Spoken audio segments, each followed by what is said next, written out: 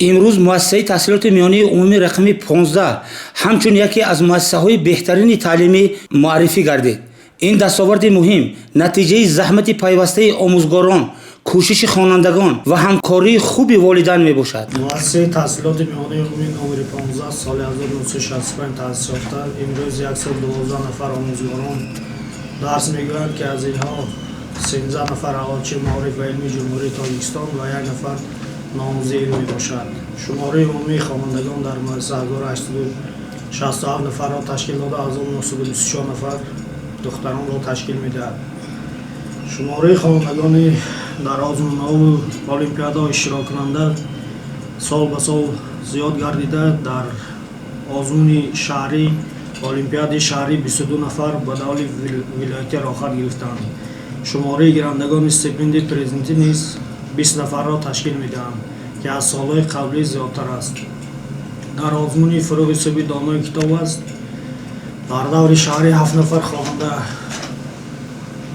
سزاوار جای گشته به دور ولایتی راحت گرفت که از اینها یک نفر خواننده سیمی دو طاهرزاده رخشنجان در دور جمهوری سزاوار جای سوم گردید.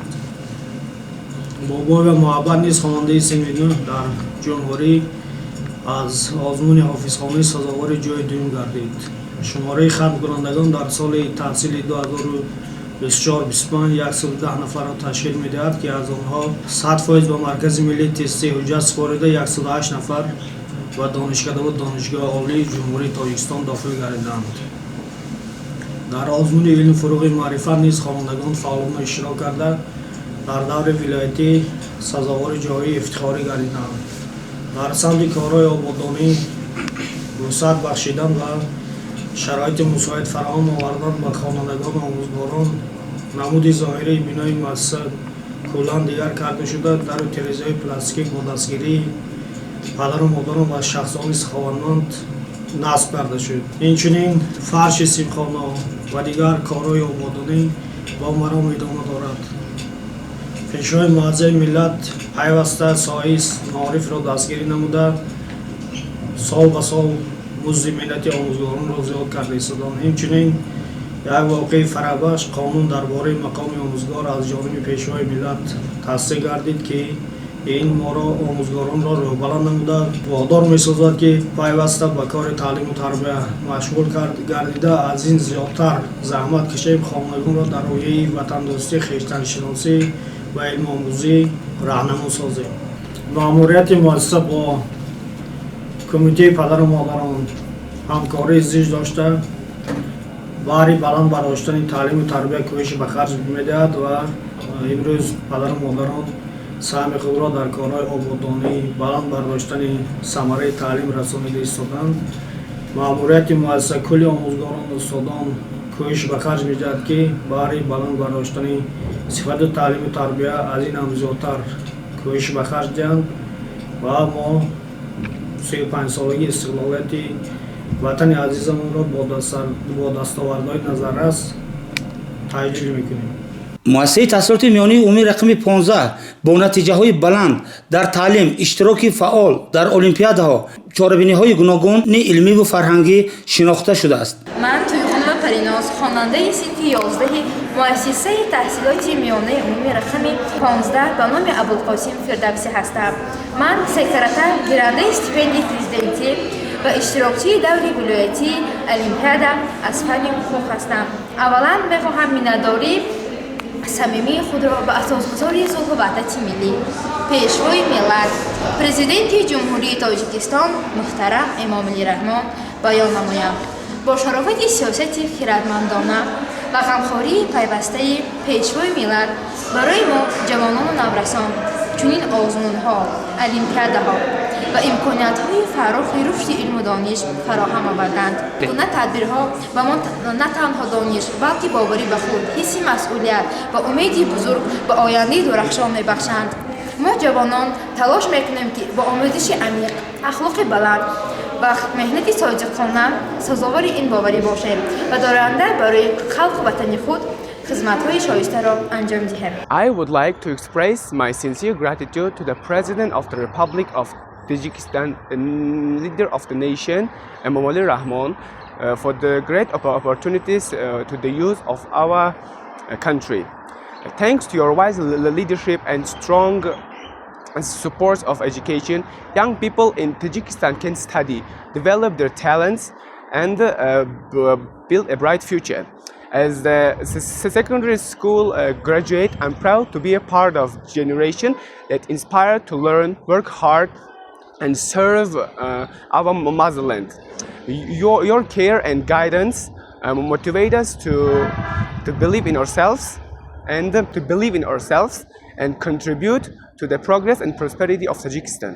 من بابای و محبت هستم، خواننده صنف نهم مؤسسه تحصیلات میانه عمومی رقم 15 به نام ابوالقاسم فردوسی. من سال 2025 برایم سال خاطرماند و فراموش نشونده می باشد، چون که من در این سال در بسیاری از آزمون‌ها و المپیاده‌ها شرکت نموده و دستاوردهای بزرگ نایل کردم. از جمله در دور جمهوری آزمون حافظخانی در بین چندین شهر و ناحیه‌ها سزاوار جای دوم گردم و اینچنین در آزمون جمهوری فروغ صبح دانایی کتاب است در دور شهری سزاوار جای اول و در دور ولایتی اشتراکچی فعال می باشم و نیت بر آن دارم که در سالهای آینده در این گونه آزمون‌ها اشتراک نموده سزاوار جایهای نمایان گردم و منتداری خود را به اساسگذار صلح و وحدت ملی پیشوای ملت پرزیدنت جمهوری تاجیکستان می‌رسانم که برای ما نوجوانان چنین آزمون‌ها، المپیاده‌ها را پیشکش نمودند و ما می‌توانیم که در این آزمون‌ها شرکت ورزیم و کتابخوان و کتابدوست باشیم و به همسالانم توصیه می‌دهم که در این آزمون‌ها شرکت ورزند و دانش و ملکه خود را عمیق گردانند. من عزیزقلوب صبرینه خواننده صنف دهی مؤسسه تحصیلات میانه عمومی رقم 15 می باشم. من از جمله آن جوانان خوشبخت‌ترین به حساب می روم که در چنین کشور آسایشته عمر به سر می برند.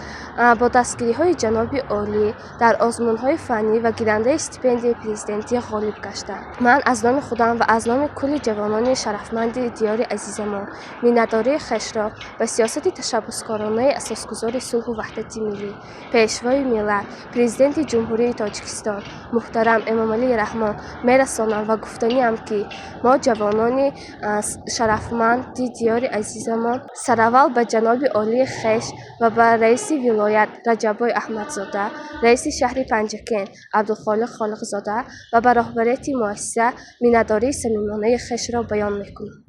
من اسرافیل و رابعه خواننده صنف دهی مؤسسه تحصیلات میانه عمومی رقم 15 و گیرنده استیپندی پرزیدنتی می باشم. من از آن افتخار دارم که در دولت صاحب‌استقلال آرام و آسوده و تنج جمهوری تاجیکستان زندگی می کنم. دولتی که برای تحصیل، رشد و آینده درخشان جوانان تمامی شرایط فراهم آورده شده است. با شکرگزاری و افتخار به اساسگذار صلح و وحدت ملی پیشوای ملت پرزیدنت جمهوری تاجیکستان محترم امامعلی رحمان که با هدایت و دستگیری خود جوانان را به پیشروی و دانش اندازی راهنمایی میکنند اظهار سپاس میرسانم. استیپند پرزیدنتی برای من نه تنها دستگیری بلکه انگیزه بزرگ برای آموزش، رشد و سهم گذاشتن در آبادی و وطن عزیزم می باشد.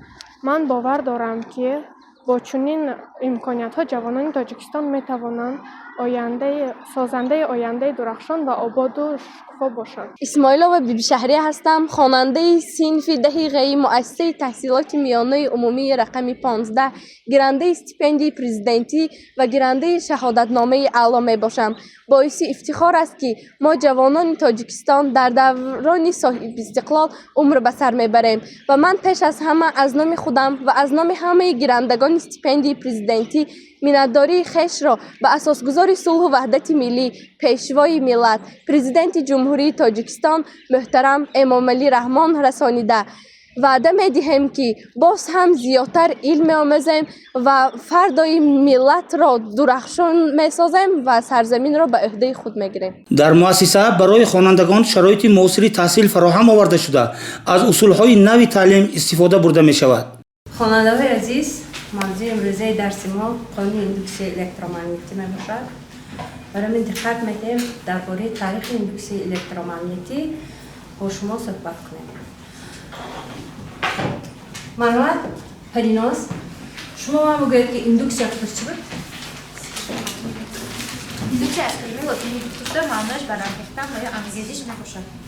نادیربا ایندوکسی چیست بود؟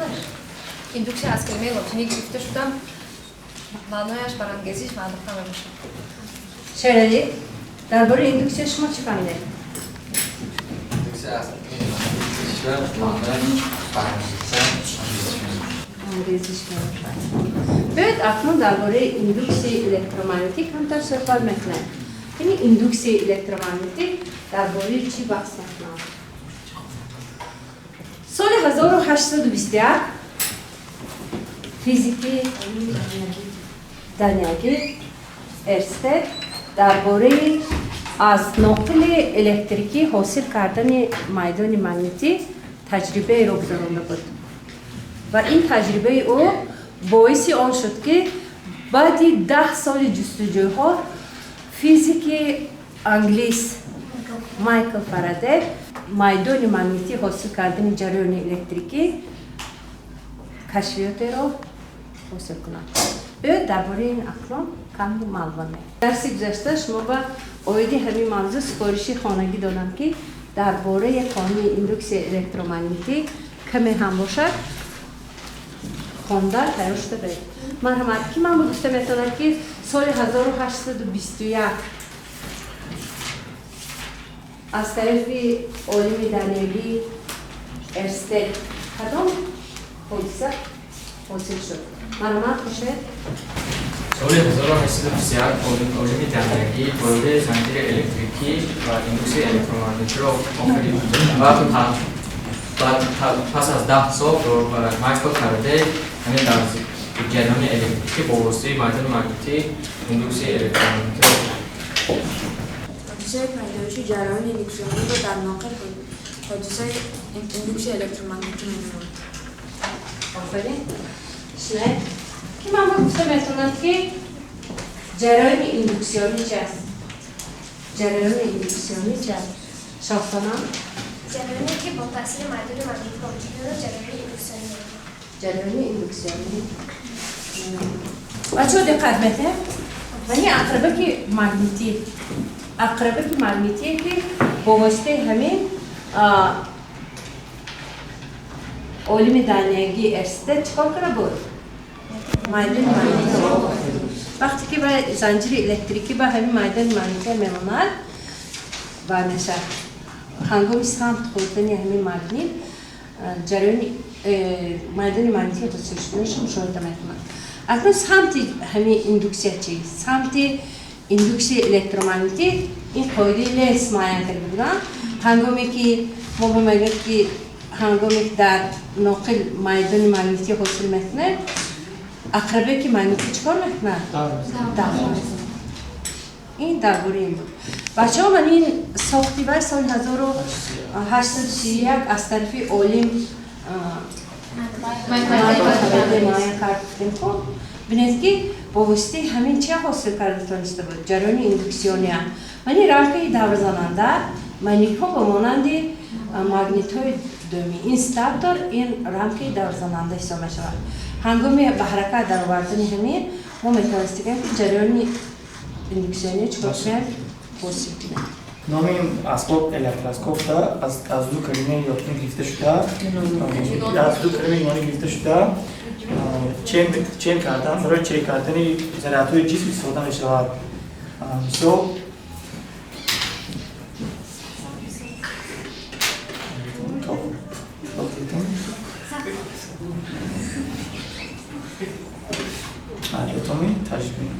میدان الکترومغناطیسی چیست؟ این جواب دید؟ میدان تغییرکننده مغناطیسی و میدان تغییرکننده الکترومغناطیسی رو در یک جایی مایدان الکترومغناطیسی بنما. آفرین. ایندوکسیا چیست؟ ایندوکسیا. کدوم دوست؟ ایندوکسیا از کلمه لاتینی گرفته شده معناش پیداشوی یا انگیزش میباشد. آفرین. ایندوکسیا الکترومغناطیسی بوده چرا میکنه؟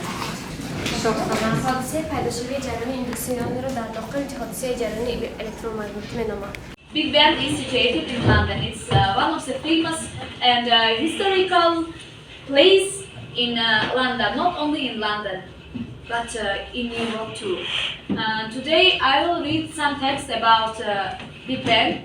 I will give you many useful information about this text, and before starting to read and translate the text, I would like to introduce you the new words from today's topic. So you know such kind of activity. I will read the words, you will repeat after me, and after reading, I will clean one by one, but you will read and you will memorize all the words. After this activity, I will call one by one all of you. You will stand and tell me the new words by heart. And we will see who learned all the new words from today's new topic by heart, okay? Big clock, big clock, big clock. In London, in London, in London, in London. Palace of Westminster, Palace of Westminster, Palace of Westminster, Palace of Westminster. Really, really, really, really. Big Ben, Big Ben, Big Ben, Big Ben. Feet, feet, feet, feet. Parliament, Parliament, Parliament, Parliament. Sir Benjamin, Sir Benjamin, Sir Benjamin, Sir Benjamin. Okay, big clock, big clock. In London, in London. Palace of Westminster, Palace of Westminster. Really, really. Big Ben, Big Ben. Feet, feet. Parliament, Parliament. Sir Benjamin, Sir Benjamin. So let's start. Big Ben, big clock, big clock. Read together with me. Big clock in London, Palace of Westminster, really, Big Ben, feet, Parliament, Sir Benjamin. Big Ben, big clock, big clock, big clock. In London, in London, Palace of Westminster, Palace of Westminster. Big Ben, feet, feet, Parliament, Parliament, Sir Benjamin, Sir Benjamin. Big clock in London, Palace of Westminster, really, Big Ben, feet, Parliament, Sir Benjamin. Big clock in London, Palace of Westminster, really, Big Ben, feet, Parliament, Sir Benjamin. Palace of Westminster, really, Big Ben, feet, in London, Palace of Westminster, really, Big Ben, feet, Parliament, Sir Benjamin. London, Palace of Westminster, really, Big Ben, feet, Parliament, Sir Benjamin. In London, Palace of Westminster, really, Big Ben, feet, Parliament, Sir Benjamin. How I said you before, today's our new topic is about Big Ben. Big Ben is one of the most highest tower clock in London. It is situated in the center of London, and you know that London is one of the most beautiful, most historical, and most modern city in the world. Besides Big Ben, what interesting places of London do you know? Beside Big Ben, Kairaz, London. Yes, Maya. Palace of Westminster. Palace of Westminster. Double-decker car. Double-decker car. London Eye. London Eye. Wheel of London Eye. What else? Yes. Telephone. Telephone. Yes. River Thames. River Thames. And also one of the most beautiful and famous place is London Bridge. Here is the picture of London Bridge. You see that how interesting, how beautiful place are in London. Okay, story means I will give you for 3 groups this card. You will put in all the words. Okay, and I will see who will be the first. Are you ready? Yes. Girls, eyes on me. I don't know. Macaroni and cheese? Everybody freeze. Class? Yes. The big clock on the tower of the Palace of Westminster in London is called Big Ben. Big Ben is really the bell of the clock. It is the biggest clock bell in Britain. It weighs 3.5 tons. The clock tower is 318 feet. омӯзгорон пайваста сатҳи касбии худро баланд мебардоранд ва барои тарбияи насли босаводу соҳибмаърифат саҳми арзанда мегузоранд. маҳз ҳамин омилҳо боис гардиданд ки муассиса ба дастовардҳои назаррас ноил шавад. исмоила дилором ҳақбердиевна номзди илмҳои филологӣ ва пеш аз ҳама омӯзгори муассисаи таҳсилоти миёнаи умумии рақами 15 мебошам.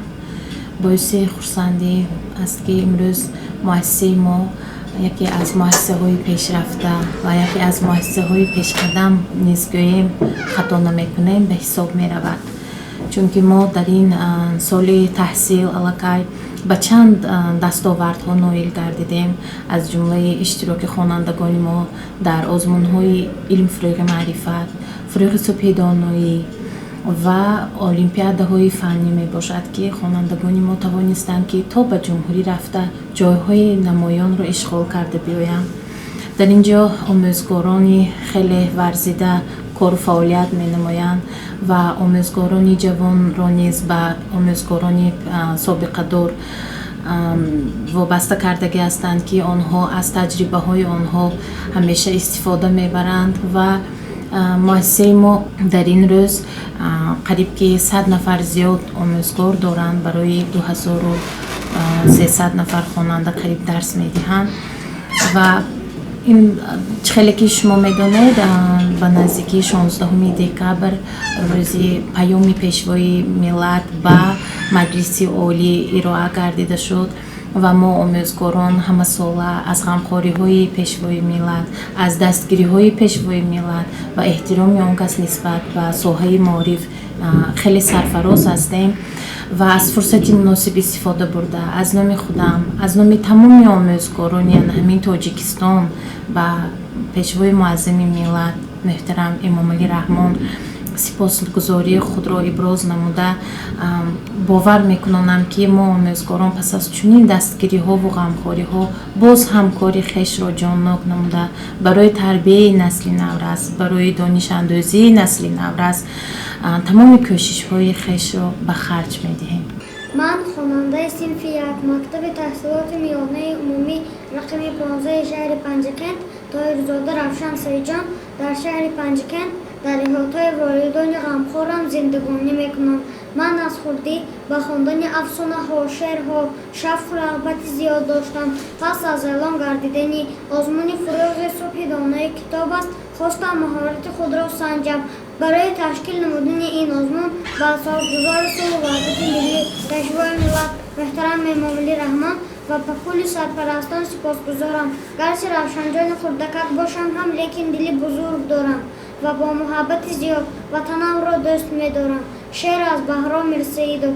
бар миллати мо атои аз яздон аст, аз ақлу заковаташ ҷаҳон ҳайрон аст, арзандаи тоҷу маснади сомон аст. ӯ кист бигӯ? Эмомалӣ Раҳмон аст. ман Давлатова Хиромон хонандаи синфи даҳи муассисаи таҳсилоти миёнаи умумии рақами 15 мебошам. миннатдории худро ба асосгузори сулҳу ваҳдати миллӣ пешвои миллат муҳтарам Эмомалӣ Раҳмон, ба раиси вилояти Сухта Раҷаб Аҳмадзода, ба раиси шаҳр Абдухолиқ Холиқзода ва омӯзгорони муассисамо мерасонам, чунки бо дастгирии онҳо соли ҷорӣ ман гирандаи стипендияи президентӣ, гирандаи шаҳодатномаи аъло, иштирокчии озмуни илм фурӯғи маърифат ва олимпиадаҳои фаннӣ гаштам. барои мо ҷавонон имкониятҳои васеъ фароҳам аст. мо бояд аз ин ғамхориҳои падаронаи пешвои миллат истифода бурда номбардори ватани азиз ва муассисамон гардем. ман Ҷураева Нурбоно хонандаи синфи нӯҳуми муассисаи таҳсилоти миёнаи умумии рақами 15 ба номи Абулқосими Фирдавсӣ мебошам. ман гирандаи стипендияи президентӣ ва иштирокчии якчанд озмунҳои фаннӣ мебошам. барои ба чунин муваффақиятҳо сазовор гаштанам, хизмати омӯзгоронам, падару модарам ва хусусан асосгузори сулҳу ваҳдати миллӣ, пешвои миллат, президенти ҷумҳурии Тоҷикистон муҳтарам Эмомалӣ Раҳмон хеле калон аст. شکرانه میکنم که در چنین وطنی صاحب استقلال زندگی میکنم. من حسین رسمایه خواننده صنف نه وی مؤسسه تحصیلات میانه عمومی رقم 15 هستم و گیرنده استیپندیای پرزیدنتی هستم. من سپاس خود را به اساسگزار صلح و وحدت ملی پیشوای معظم ملت محترم امام‌مهدی رحمان میرسانم که به ما نورسان و جوانان چنین سبقت‌ها را تشکیل کرده ایستادند و ما در چنین سبقت‌ها اشتراک ورزیده دانش خود را صیقل می‌دهیم و سزاوار جایهای نمایان می‌گردیم. جواباً به چنین غمخوری‌ها وعده می‌دهیم که در آینده باز هم دانش خود را صیقل داده نامبرداری کشور و دیار عزیزمان می‌گردیم. مبارک و نازیه هستم، خواننده صنف نه مؤسسه تحصیلات میانه عمومی رقم 15 اشتراکچی آزمون شاهنامه خوانی می باشم. من از اساسگزار صلح و وحدت ملی پیشوای ملت محترم امام‌مهدی رحمان سپاسگزارم که امروز بین ما خوانندگان چنین آزمون ها را برگزار نموده اند. به نام خداوند جان و خیرت کزو برتر اندیشه بر نگذرد، خداوند نام و خداوند جای، خداوند روزیده و رهنمای، خداوند کیهان و گردان سپهر، فروزنده ماه و ناهید و مه، ز نام و نشان چون گمان برتر است، نگارنده برشده گوهر است. مؤسسه تحصیلات میانه عمومی رقم 15 امروز همچون مؤسسه نمونوی شناخته شده در رشد ساحه معارف سهم باسزا میگذارد.